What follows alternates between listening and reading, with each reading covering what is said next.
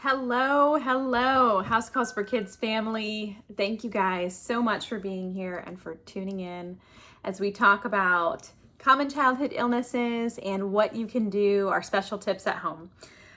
Today we're going to talk about strep throat. It is running all over the place lately, and it's one of those things that you want to catch it sooner rather than later because it means that your little one will feel better faster. So what is strep throat? Strep throat is caused by a bacteria called group A strep. It is spread through respiratory droplets, through saliva, and from high contact surfaces, meaning people cough into their mouths, or their, kids put their hands in their mouths or toys or whatever, and then they touch doorknobs and countertops and different surfaces. And then you can then catch that by touching it and touching your face or putting your hands in your mouth.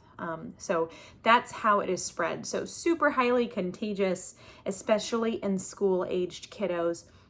We see this mostly in children ages 5 up to 15.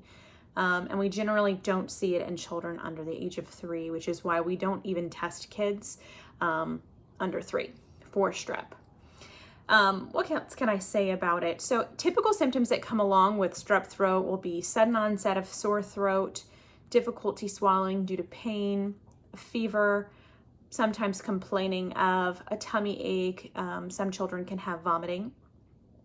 And those are the most common symptoms that you'll see. If you're able to, you can take a look in the back of your child's throat and you might be able to see some small red spots back in the very soft palate near the tonsils.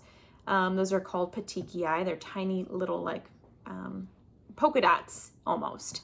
And then some children will get, in addition to beefy, red, swollen tonsils, might have white patches back there, which looks sort of like pus or yucky stuff. So that's kind of what you can expect to see if you can get a good look, which is sometimes difficult to do.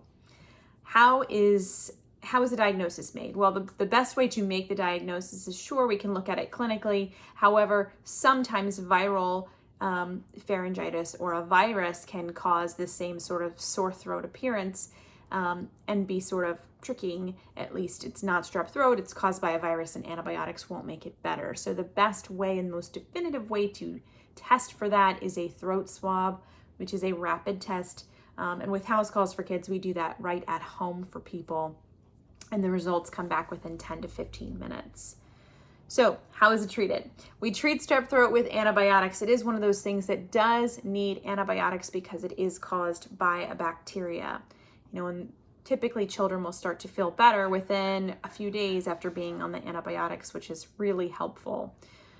In addition, once they're on antibiotics for at least 24 hours and no longer have a fever, they are no longer contagious, which is great for all those children around us, which is nice, and for the family, of course.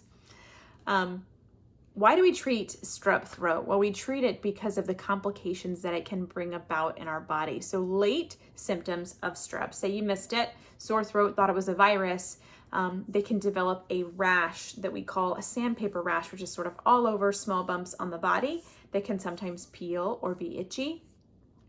And a late complication of an untreated strep infection, which is very rare, is called rheumatic fever.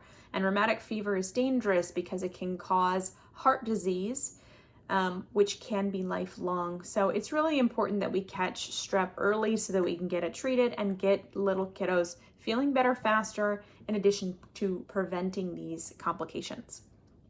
Some additional stuff you can do at home as far as supportive care while you're waiting on those antibiotics to kick it would be honey, either in hot water or with tea, or just on the spoonful, which is very soothing to a sore throat.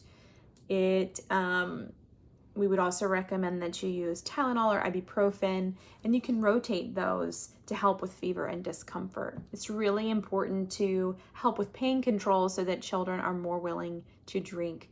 We're always at risk of dehydration when we're not drinking enough fluids, and when it's painful, we just don't drink enough, especially kids who need a lot of coaxing to increase their fluid intake. Popsicles are a win, as well as smoothies or milkshakes or yogurt or different things like that that can help them get the healthy fats and healthy proteins that they need as well. I hope you found this information helpful today. Go out there and have a wonderful rest of your day. If you have any questions, just leave them below. Take care. Bye.